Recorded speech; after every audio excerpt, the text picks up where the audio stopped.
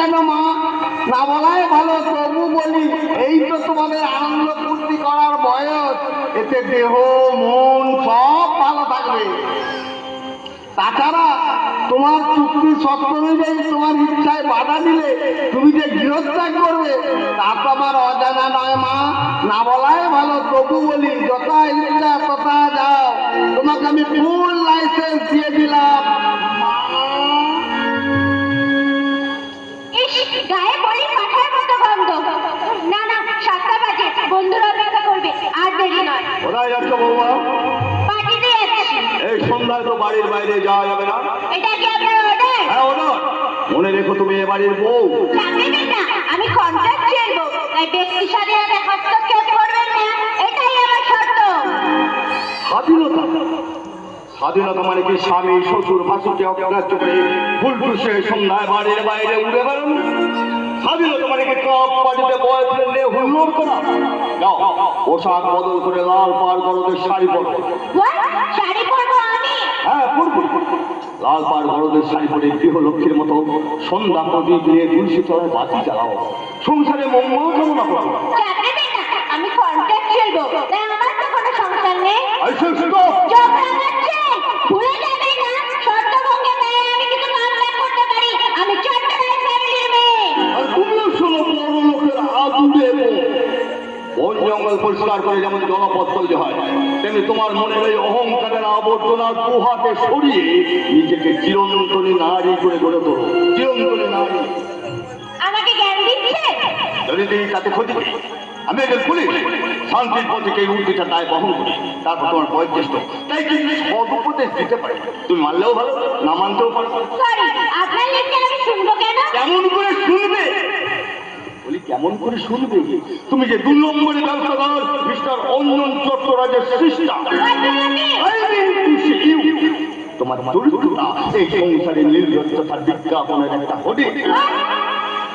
মাগো, মহাভারতের রাজা শান্তন স্ত্রী গঙ্গা দেবী ছিলেন চুক্তিভিত্তির বউ।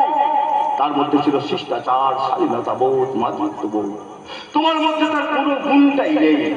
তাই বলি এই নগ্ন সমাজের নির্লজ্জতার মডেল না হয়ে সংসার মন্দিরে গৃহলক্ষ্মী করে নিজেকে গড়ে তোলো শিষ্টা। গৃহলক্ষ্মী। অপমান, অপমান। আজীবন থেকে বলবো কোন জ্ঞানের পাঠশালায় পাঠায় কি আমায়? বললি মিষ্টি?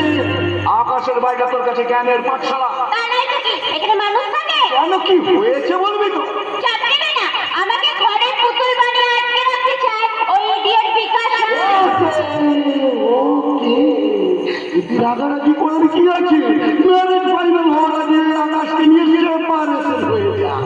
কিন্তু আকাশ যদি কোঅপারেট না করে? কৌশলে ওর ব্রেনটাকে ওয়াশ করতে হবে। উল্টো পাল্টা কথা বলে ওই আকাশকে কাটিয়ে তো নকলি পায়ে পায়ে লাগিয়ে দিতে হবে।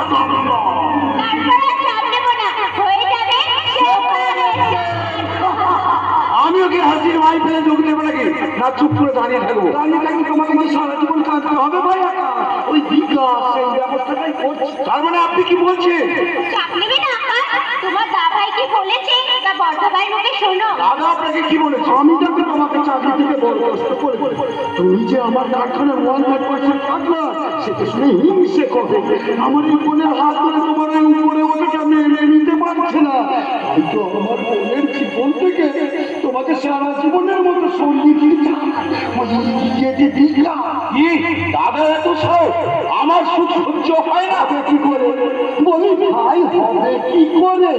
সন্দেহের ওকে তোর কোনো ওষুধ থাকে না। আর তোমার ওই দাদার মানে মুখে টাকা ঢুকিয়ে দিচ্ছে তোমার ওই বাবা। তাই তো ওরা আমাকে বাড়ি থেকে তাড়াতে চাইছে। তাই নয় ভাই, তোমার দাদার বাবা মিলে আমার এই ছোট্ট বোনের উপর চালাচ্ছে মানসিক নির্যাতন। মানসিক নির্যাতন মানে সত্যভঙ্গ?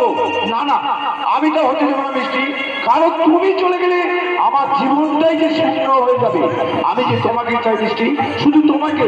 চাপনিও না আকাশ, আমি আছি তো নাকি? তুমি শুধু আমার ভাবি স্ত্রী না, আমার জীবনে অনেকখানি জানি মিষ্টি, কোনো মূল্যে আমি তোমাকে হারাতে পারবো না। আমাদের জীবনের চরম শত্রু বিকাশ রায়কে আমি কিছুতেই ক্ষমা করবো না। করবে ভাই?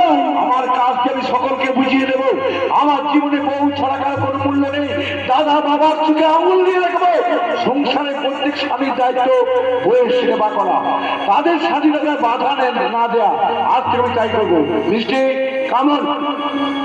চাপিয়ে না জামাই, এখন চলি।